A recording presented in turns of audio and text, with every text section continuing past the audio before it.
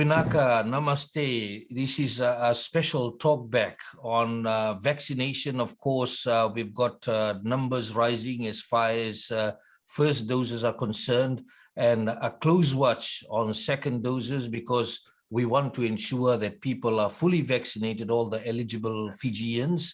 We have the head of the vaccination task force from the Ministry of Health, Dr. Rachel Devi.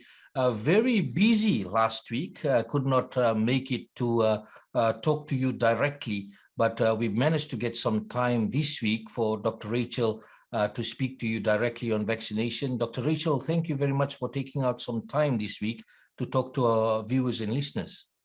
Thank you, Vijay. Apologies for last week, but good to be back and talking to all Fijians out there. Now, Dr. Rachel, vaccination rates, of course, the first doses are important, and that shows that people are coming forward to get vaccinated. But of course, the process is not complete if people are not taking their second dose. Let's look at the vaccination rates first for the first doses and the second doses for Fiji as we speak. Thanks, Vijay. So yes, as we look at first doses as of just yesterday evening, we've done about 549,836 individuals who've received their first dose. And of these individuals, that makes about 93.7% of the target population of the 586,671 we've been talking about. And of that population, we've got about 249,726 individuals who've received their second doses, which brings us about to 42.6%. And I know in the coming days, week or so, we should be getting into that 50% mark and gradually progressing. As we know that when you look at timeframes, this is an important timeframe we're looking at. But when you look at it by specific divisions, I must say the Western, they have done more than 50% of their target population, and where Central Division is around 42.6% as well. So we're doing okay, but obviously we've got to just continuously persevere in this fight. Dr. Rachel, what are some of the challenges that still exist? Of course, there's still some confusion. There's still people resisting, do not want to get vaccinated. There's still fake news out there. What are some of the challenges that you can see that your team is facing when you're going out to get people vaccinated? Thank you, Vijay. I think there's some some of the important ones is firstly getting away from the misinformation that's probably circulating around. Get rightfully informed. We've got more than 500,000 people in Fiji who've received their first jab, and more than about 250,000 now having been fully vaccinated in Fiji. And one of the important things that even some of my own mates and friends had said, I had really bad side effects. I had chills and rigors, I had body pains, headache, and I'm not going to say take my second jab because of this. But I must rest assure you, while these are side effects, these are normal side effects that individual could face when being vaccinated. But with the second jab, there's almost no side effects noticed, or minimal side effects noticed. I mean, I'm personally myself, even I had, when I got my first jab, I had chills and rigors, but obviously to overcome that, I had to make sure I constantly hydrated, constantly took the paracetamol to make sure my temperatures were in control. And I must say, despite that, we were at work because we were in the height of getting the vaccines rolled out and all. And then the second jab came, I felt absolutely fine. And, just overcoming that fear that second jab should be fine is one, I think, probably an assurance that individuals need to take, that with the second jab, you almost have minimal to no side effects because your body has already responded in the first, and the second is there sort of like as a beef up, a booster to what the first did to bring up the immune response to a certain level. So really encouraging individuals to get fully vaccinated, because we have seen, studies have shown, and we've spoken about it before, but I must say no harm in reiterating again that, with the first jab, we have seen effectiveness about 73% or so. This is from the UK studies. And then with the second jab, we have seen 92%. And it's not 100%. No vaccine in the world is 100% effective, but we know that there's 92% effectiveness. And when we just look at our our COVID-19 deaths in the country, that in itself is evidence to us that the unvaccinated, unfortunately, are the individuals that are succumbing to the virus. So and those who are partially as well. So very much encouraging every individual, when you're vaccinated, get fully vaccinated. It's only for yourself and your family that we're ultimately doing this. You're doing that. So it's very important that we do that, Vijay. That's an important message for all. There's also, we had Straight Talk. We had our guest, Dr. Alisha Saukan, last week. And as she was speaking and encouraging people to get vaccinated, there were some people who were coming on and saying, why should I get vaccinated? There's still deaths in the country. What's your message to them? The message there is honestly simple. There's still deaths in the country from COVID-19. Reason being is because people are not vaccinated. And, we have, so far, we have not seen any deaths within the fully vaccinated individuals. And, that's an important thing to note. And globally, if you turn on your TV, you turn on your news, you're seeing the same results in Australia, New Zealand, in other countries that, that are talking about the reduction in transmission, and also the fact that the deaths and severity of the disease is not amongst this population. So very important that we get vaccinated. Like we've said from the very beginning, get rightfully informed. All the vaccines that we've got approved for emergency use listing by WHO have undergone all the trials, and and only then were they put into that emergency use listing. And without that, I must say, no vaccine would have gone out to a lot of these developing countries, because we depend on that science from the developed countries. So that is there basically to help us, inform us, and make those rightful decisions. Get rightfully informed. Everything is on these particular web pages, on WHO sites, and it's even on the Ministry of Health pages, which link it to that. So if you haven't been vaccinated, get rightfully informed and make those important decisions. And we've debunked a lot of misinformation before, and we'll continue to debunk it because we know we've got credible data, scientific data backing us up in this, and that's important to note. So and the deaths will continue to rise if people are not vaccinated, especially the individuals, those who are, have comorbid issues like any other disease, illness, and even the aged individuals. So we definitely don't want to see that.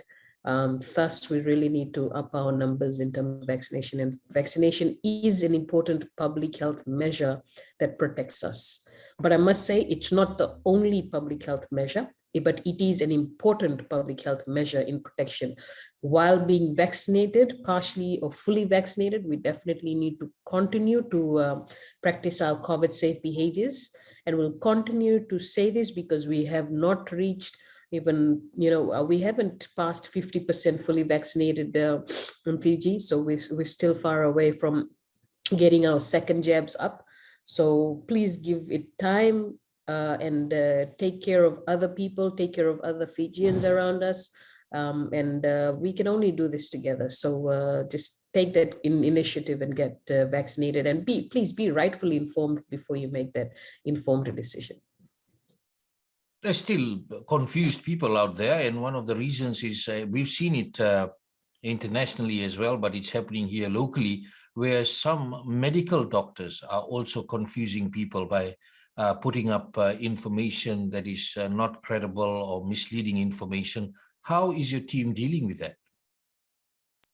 Thanks, Vijay. I mean, that's important to note. And, important thing that, we constantly say that if you listen to somebody, go back to the science of it, go back to the facts of it, and verify it.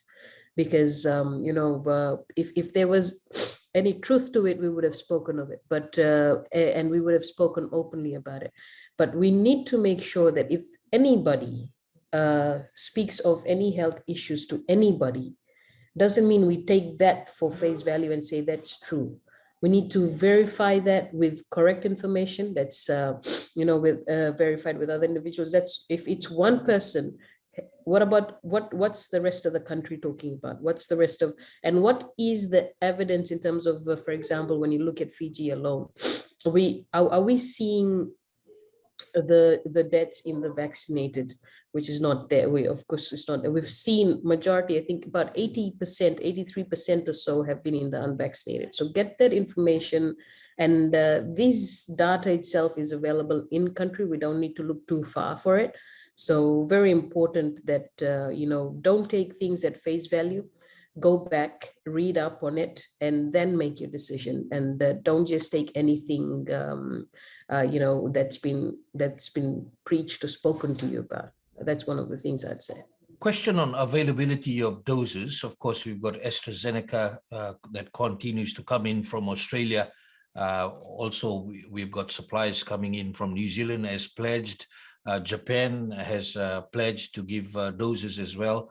All of them AstraZeneca. Then you've got Moderna that has come in.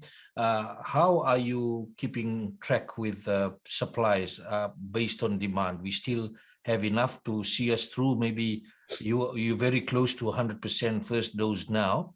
Do we have enough to ensure we reach that 80% target for fully vaccinated?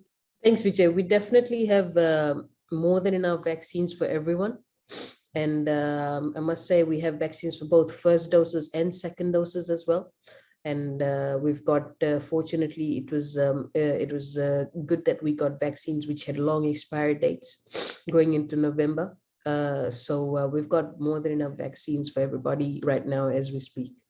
There's also people in some countries are talking about mixing of doses on whether you can take first dose of a particular vaccine and then mix it up with the second dose. Will Fiji head in that direction? Any analysis done? Or do we have enough doses and we do not have to mix? Thanks, Vijay. I mean, we don't mix in Fiji. Well, that's an important thing. We try not to, we don't mix the vaccines. If it's AstraZeneca, you get AstraZeneca. If it's Moderna, you get Moderna. So that's an important thing to note. We've got enough vaccines for dose 1 and dose 2. For example, when we got the Moderna vaccines into Fiji, we literally, from a planning perspective, we split it into half. We separated the first doses and second doses. And then from there, we progress it. And so we don't mix our vaccines. But having said that, I know there are some countries, some studies that are going on mixing of vaccines, not just necessarily for the first and the second doses, but even as booster doses. But just saying that we will not be doing anything unless there's safety data in place for that. So, there is a liability with that. So we don't mix any vaccines. And for us, safety of all Fijians is important. And that's what we've stuck by from the very beginning. Even bringing vaccines into the country, we needed to make sure they were safe. And now, having said that, now even moving forward, we need to make sure that we use the same principles, that safety data. And unless obviously WHO in the near future tells us, okay, we could mix vaccines, that's a different story. But as for now, we're making sure that we stick to our safety aspects and principles in place. Thank you. Disturbing information came out recently about fake vaccination cards, people trying to beat the system to say they are vaccinated, which is a major worry. How do people who are checking vaccination cards, of course, employers would need to do that, and other authorities, some people would want to see vaccination cards for entry into certain premises. What would be the advice to them on how they can check whether it is a fake or real vaccination card? Thank you, Vijay. That's a good question, and I must say, while that's questions come up from you right now, we have had people, we have employers that have approached us, and we have verified those cards with us. And there's a few modalities in which we do that. And that's basically three more so. There's obviously, firstly, your vaccination registration system. We cross-check you with the vaccination registration system that we've got in place. And after that, we've got our manual books in place, which would be on the day that you got vaccinated. There's a vaccination data there that we cross-verify with. And thirdly is the consent card that individuals would have signed.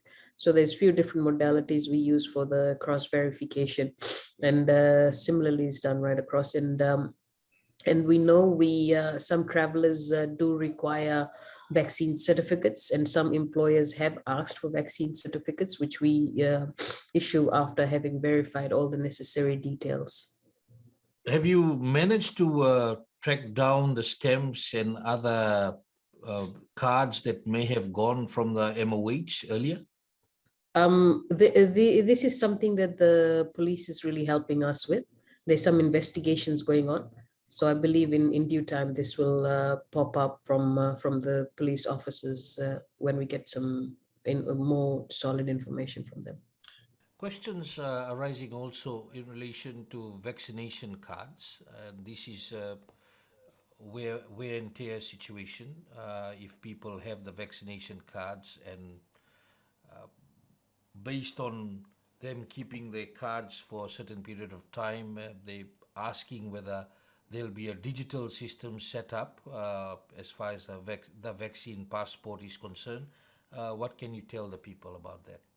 Thank you, Vijay. I mean, that's an important question to know. The vaccination card, that was one of the main purposes of that, was for reminders of people to come in for their second jab, and that as a proof of evidence for the interim.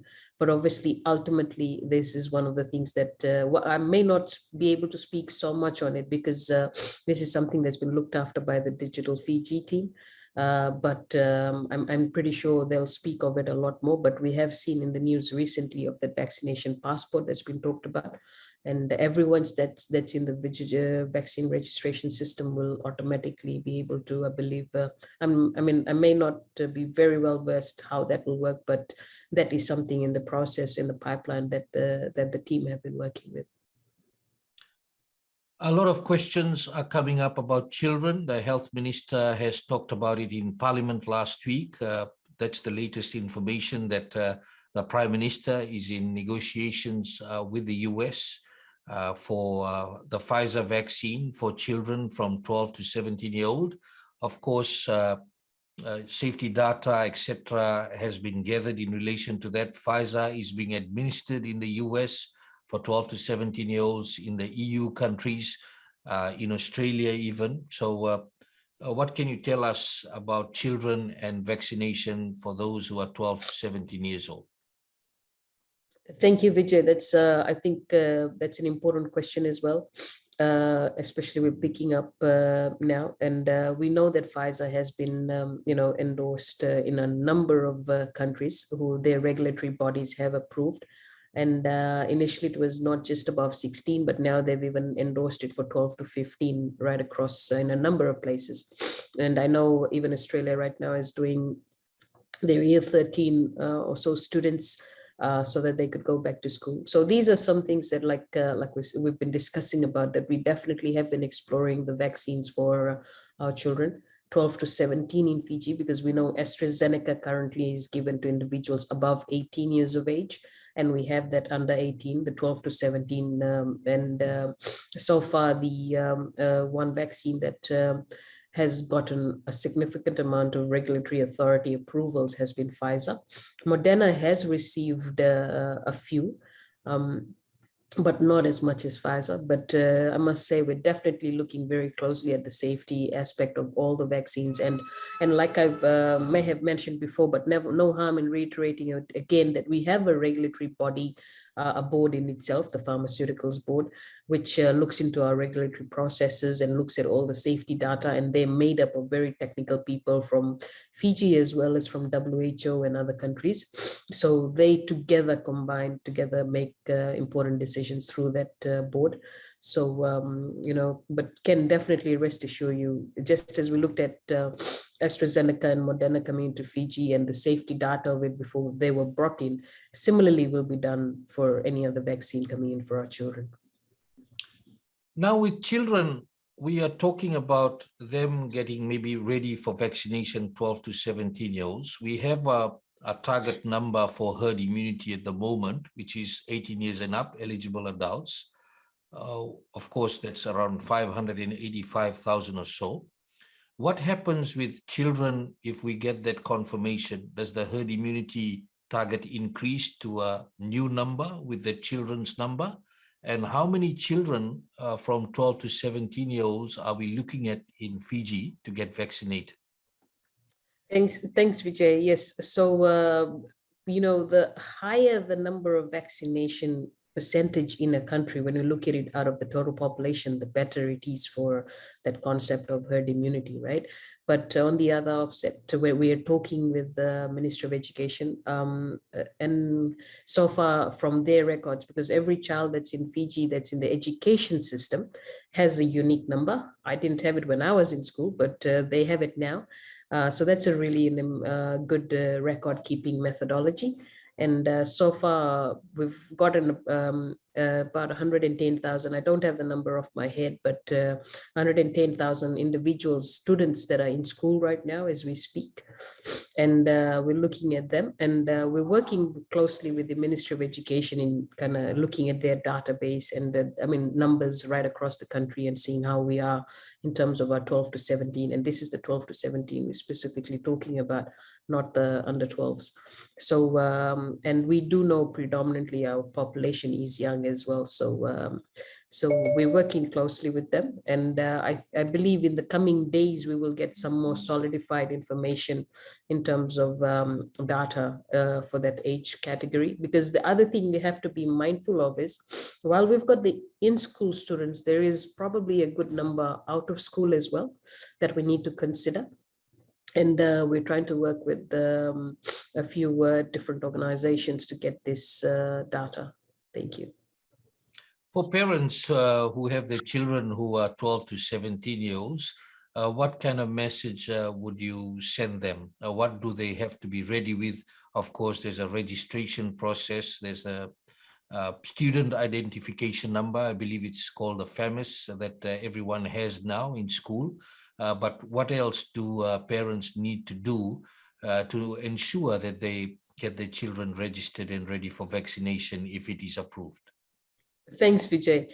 That is probably a question too early asked, but we definitely in the days to come, we will get a lot more information on what the requirements will be.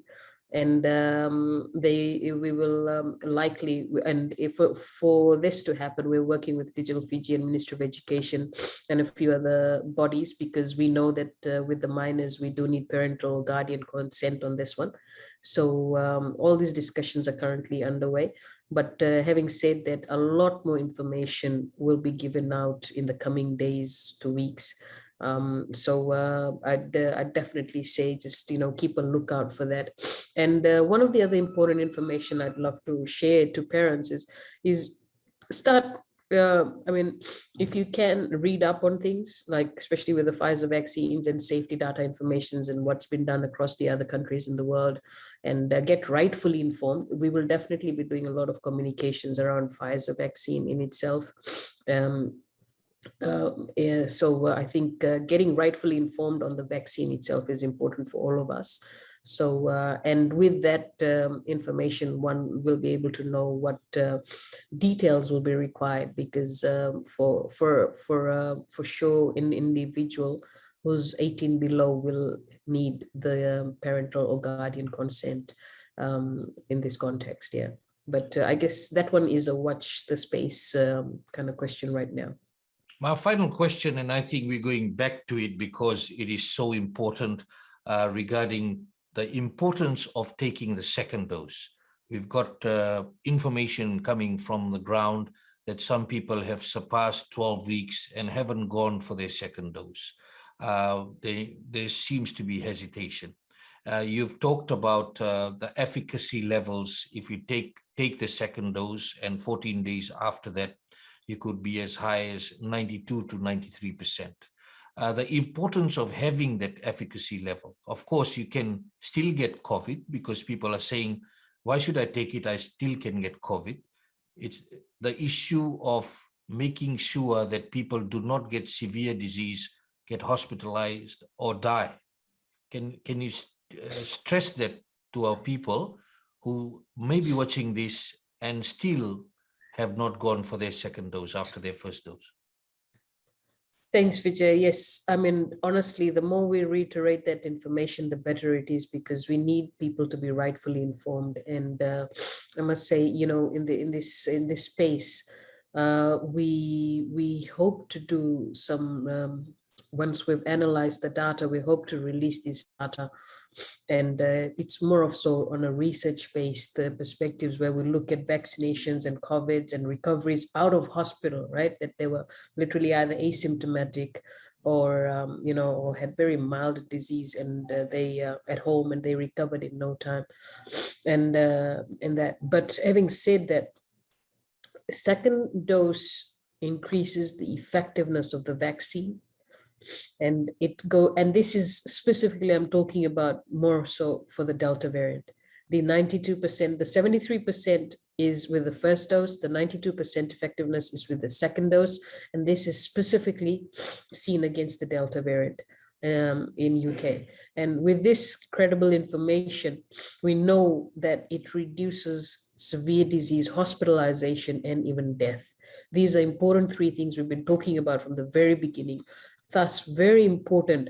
I mean, I encourage everyone that has taken their first jab not to wait for that, not to wait beyond, once you've passed your 8 weeks, you get that message on your phone or an email reminding you, please go get your jab, please go get your jab as soon as you've passed that 8 weeks. Don't wait for too long, because we would really like every individual to be fully vaccinated. If there were any side effects or something that you thought that could be terrible in the second, I must say side effects minimally happen in the first, but not necessarily in the second.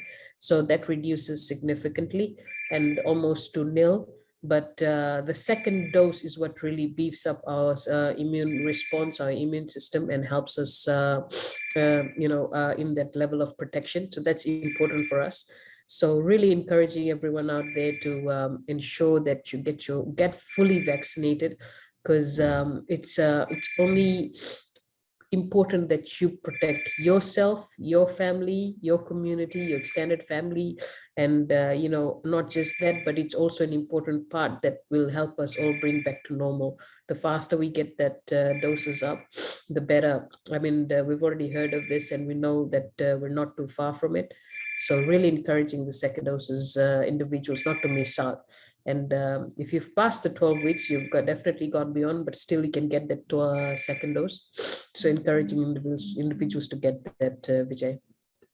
That's the head of the vaccination task force of the Ministry of Health, Dr. Rachel Devi.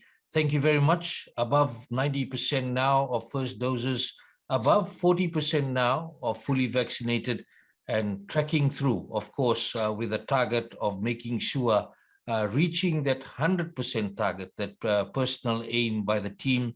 All the best. And we again urge people to please take the second dose. That is important for you. Do not just rely on your first dose. Vinavalev.